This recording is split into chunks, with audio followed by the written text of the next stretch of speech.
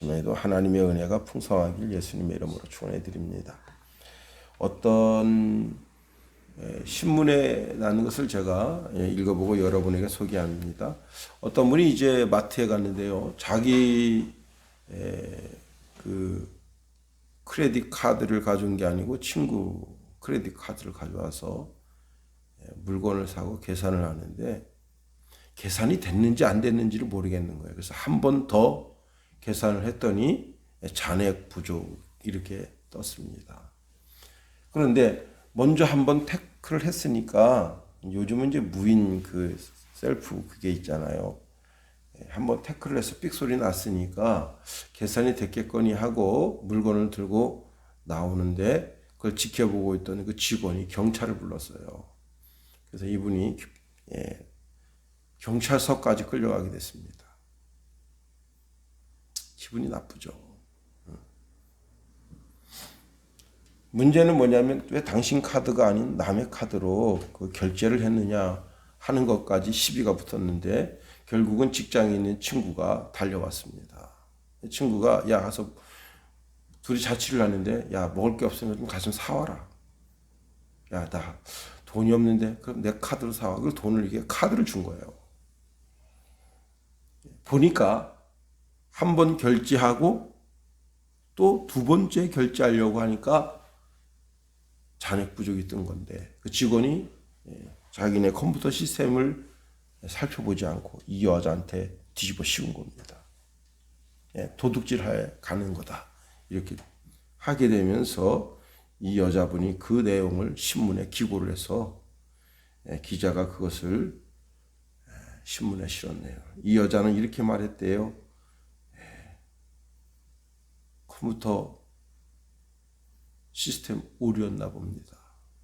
그리고 그 한마디 하고 경찰서를 빠져나갔다고 하는데 그 진실이 밝혀지기까지 3, 4시간 붙잡혀 있던 그 고객은 어쩌라는 말이에요. 나의 선의, 나의 호의가 오해받는다면 얼마나 곤란하겠어요. 오늘 본문에 보면요, 다윗의 그 호의, 선의가 오해를 받습니다. 1절 보세요. 1절, 2절. 그 후에 암몬 자손의 왕이 죽고 그 아들 한운이 대신하여 왕이 되니 다윗이 가로되 내가 나하스의 아들 한운에게 은총을 베풀되 그 아버지가 내게 은총을 베푼 것 같이 하리라 하고 그 신복들을 명하여 그 아비 죽은 것을 조상하라 하니라. 다윗의 신복들이 암몬 자손 땅의 이름에 그랬습니다. 다윗이 이미 요나단에게 은혜를 입어서 그 은혜를 무비보셋에게 갚았습니다. 그 자신이 입은 은혜를 감사히 생각하면서 그는 모든 사람들이 절름발이라고 모든 사람들이 장애인이라고 손가락질하는 그 무비보셋을 왕자의 자리에 앉게 하고 그 얼굴을 볼 때마다 요나단 형 얼굴을 보는 것처럼 마음이 애잔하고 또 내가 은혜를 받았는데 은혜를 갚을 사람이 없는가 생각하니 암몬 왕 나하스가 죽었다는 이야기가 들립니다. 아하, 그래 내가 암몬 왕 나하스에게 큰 은혜를 입었지. 그 은혜를 갚아야 되겠다. 그래서 자, 암몬 왕 나하스가 죽었으니까 죽은 것을 조상하고 또 그의 아들 한운이 왕이 됐으니까 축하하기 위해서 사절단을 보내게 됩니다. 이 나하스는요, 다윗이 이제 사울 왕을 피해서 도망할 때 그에게 도움을 주었습니다. 당시 암몬이 사울과 전쟁에서 패했어요. 다윗도 쫓기는 신세인데 암몬 군대도 쫓기는 신세입니다. 그러는 가운데 다윗이 은혜를 입었습니다. 그래서 오늘 본문 2절에 보면요. 그 아비가 내게 은총을 베푼 것 같이 하리라 그랬습니다. 여기 은총이라고 하는 단어가 아주 중요한 위치에 있어요. 뭐냐면 이 은총이라고 하는 단어는 언약에 기초한 호의라는 뜻입니다. 언약에 기초한 호의. 즉 서로 간 불가침 같은 조약을 체결했다는 거예요. 다윗이 자신의 신복들로 하여금 그 우호적 관계를 유지하고 더 나아가 나하스의 죽음을 슬퍼하고 그의 아들 한온이 왕위에 오른 것을 축하한다. 예. 그 선의를, 호의를 이 한온이 오해했습니다. 그럼 왜 오해했나요? 3절 말씀 잘 보세요.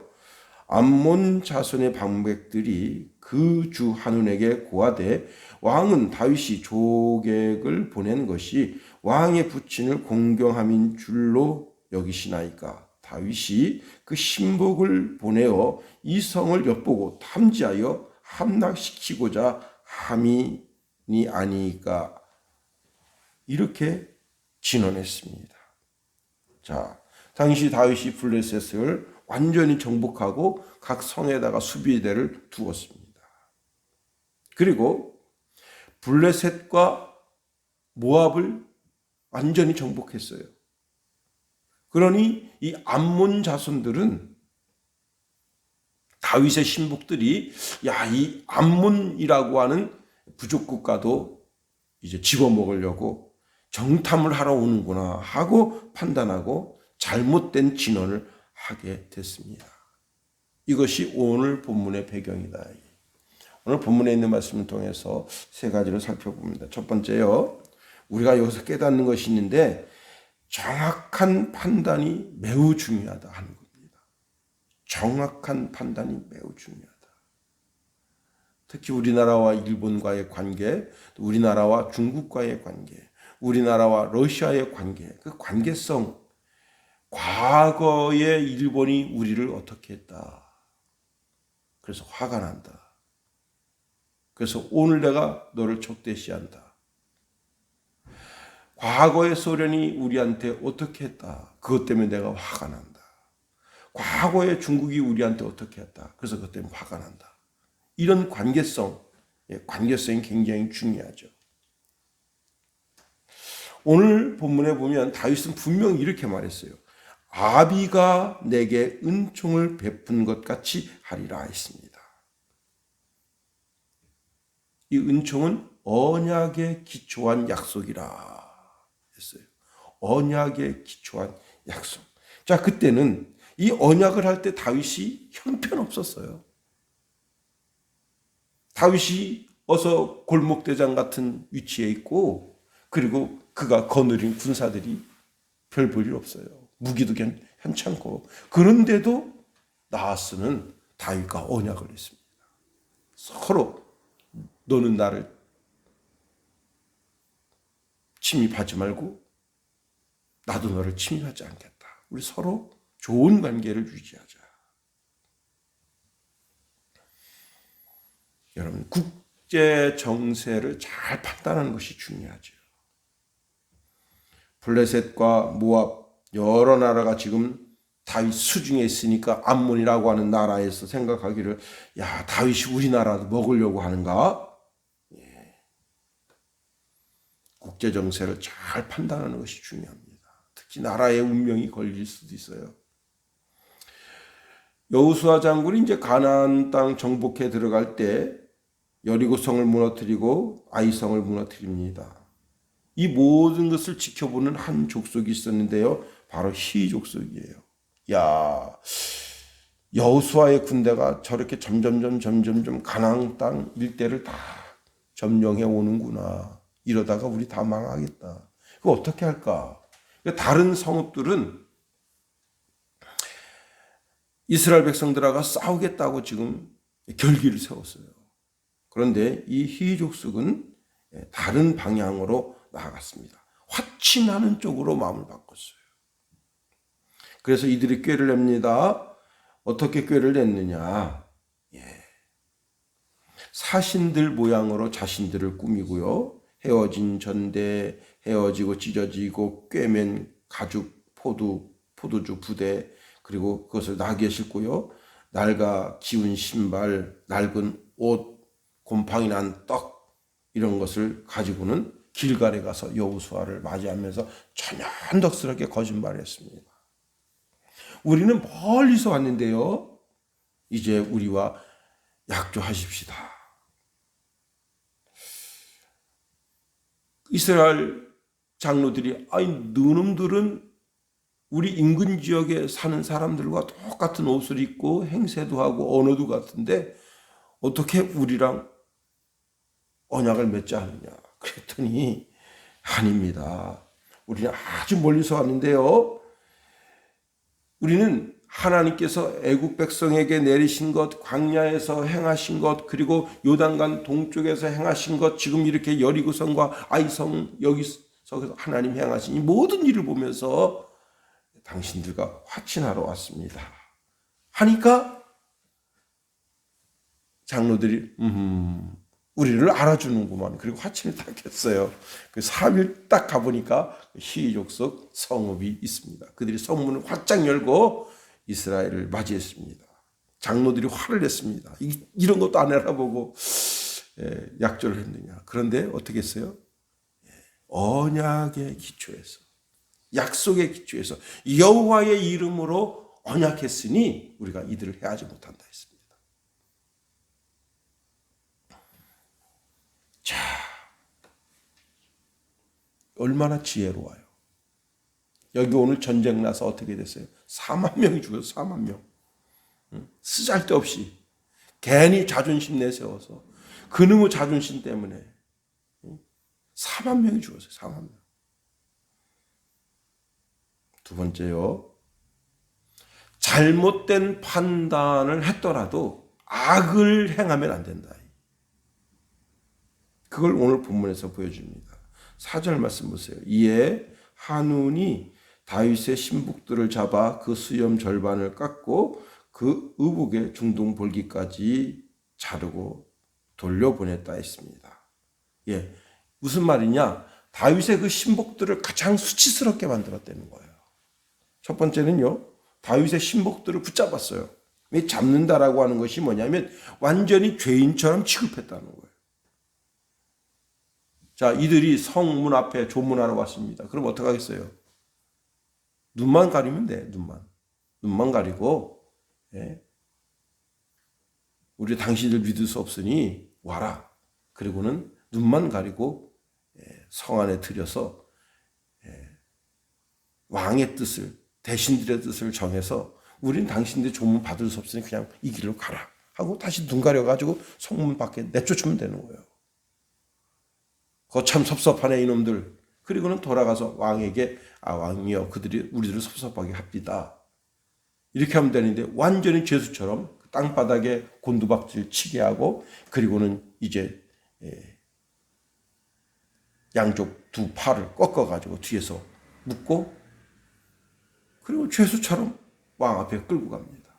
여기 잡아라고 하는 신복들을 잡아라고 하는 단어가 바로 죄인처럼 취급하다. 다시 말하면 요셉이 애굽으로 끌려갈 때 그렇게 결박당하다. 똑같은 개념의 단어를 주는 단어입니다. 그 다음에 또 어떻게 했어요? 수염 절반을 깎았어요. 수염 절반을 깎았다 그러니까 이렇게 잘랐다고 생각하면 큰 옷 아니에요. 이렇게 반해가지고 반만 잘랐다. 이게. 그 얼마나 웃겨요, 사람이. 예? 웃기잖아. 반만 딱 잘라놨으니. 이 수염은요, 고대 근동 지역의 사람들은 자신의 명예라고 생각했대요. 그리고 수염은 자유인만 기를 수 있어요. 노예는 기를 수가 없어. 노예는 반듯반듯하게 밀어야 돼요. 참 기가 막히죠. 그 다음에 옷을 잘랐어요. 옷을 중둥 볼기까지. 그런데 엉덩이 이제 중간까지 잘랐으니까 이제 멀리서 봐도 고추가 다 보이는 거예요. 불알이 덜렁덜렁. 예? 참 기가 막혀요. 이때 당시에 옷이라는 게 뭐냐? 제가 어릴 때요, 비가 막 천둥번개처럼 막 쏟아지고 그러면 어디 나가려고 그러면 비옷이라는 게 없어요. 그 어머니가 비료 포대 목을 이렇게 또 이렇게 자르고 팔 요 잘라가지고 쏙 씌워줘요. 그러면 탁 하면 그게 아주 멋진 비옷이 됩니다. 그거 입고 뭐 고무신 신고 뭐 별짓 다 하고 다니죠. 비 올 때 그 비 맞는 재미가 또 있어요. 비 올 때 막 비 맞아 보세요. 막 여기저기 돌아다니면서 야, 비 맞으면 이 생긴다. 야, 이 생기면 어때요? 까짓 거막 돌아친다. 그런 옷이에요. 그런 옷이 길게 발목까지 들여져 있는데 그걸 곧 딱 잘라 놓으니까 이것만 참 부끄러워서.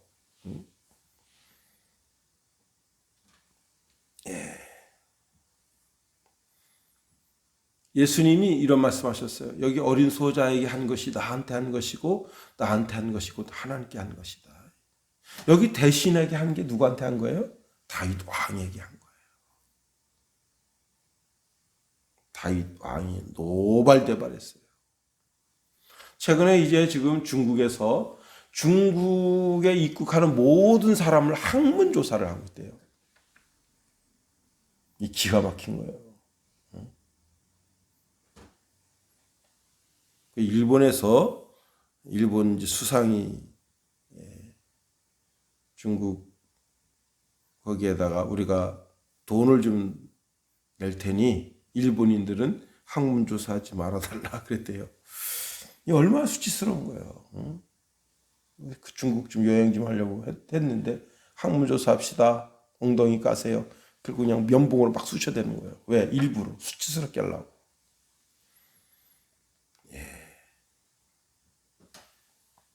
왕이 화가 나서 그들을 이제 여리고성에 가서 거기서 수염이 다 자랄 때까지 머물다 오라 했습니다. 서로 이들이 암몬성을 정탐하러 왔더라도 이렇게 악하게 대할 필요가 뭐가 있냐 이 말이에요. 우린 당신들이 지금 조상하러 온 건지 왕이 등극해서 그걸 축하하러 왔는지 그걸 모르겠으니 그걸 받지 못하겠소. 그러니 이 길로 돌아서 가시오.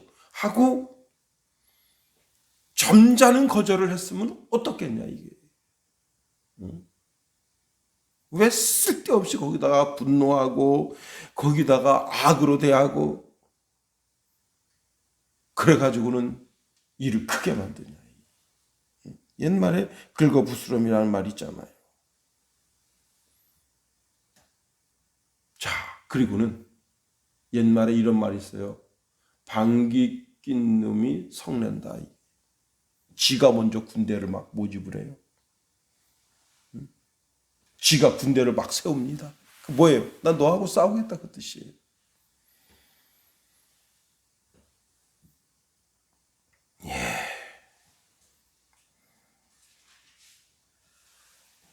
어떤 일에 있어서 지혜가 필요한 거예요. 점잖은 거절에도 지혜가 필요한 겁니다.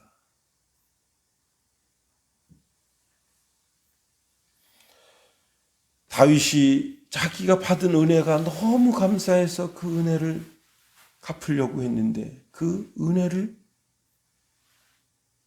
악으로 되돌려줬습니다. 결국은 전쟁이 나서 4만 명의 오늘의 우리 아들이, 우리의 남편이, 우리의 오빠가, 우리의 할아버지가 죽은 거 아니에요.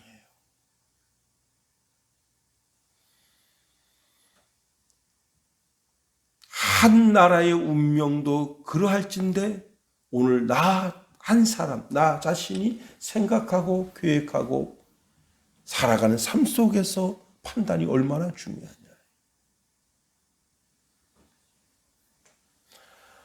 악을 선으로 바꾸는 지혜가 있어야 되고 어떤 사람과 어떤 상황 속에서 맞닥뜨리더라도 그 악을 아무것도 아닌 것처럼 만드는 지혜가 있어야 됩니다. 제가 이제 노예의 후배 목사님인데 참 그 목사님 어떤 큰 큰 일을 아주 작게 만들고요. 작게 만들고 그것이 아무것도 아닌 것처럼 그렇게 하는 지혜가 있어요. 그래서 내가 늘 그분한테 전화를 걸어서 일은 어떻게 하면 좋을까요? 하고 이렇게 자문을 구할 때가 있어요. 그래서 참 지혜롭다.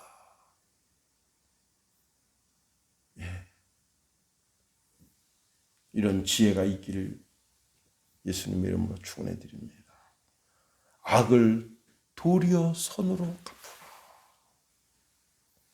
하신 가르침을 쫓아서 우리의 삶을 통해서 참된 지혜가, 참된 선함이 온 세상을, 온 삶을 덮는 우리가 될 수 있기를 예수님의 이름으로 축원해 드립니다. 주기도문 하겠어요. 하늘에 계신 우리 아버지의 이름을 거룩하게 하시며 아버지의 나라가 오게 하시며 아버지의 뜻이 하늘에서와 같이 땅에서도 이루어지게 하소서. 오늘 우리에게 일용할 양식을 주시고 우리가 우리에게 잘못한 사람을 용서하여 준 것 같이 우리 죄를 용서하여 주시고 우리 시험에 빠지지 않게 하시고 악에서 구하소서. 나라와 권능과 영광이 영원히 아버지의 것입니다.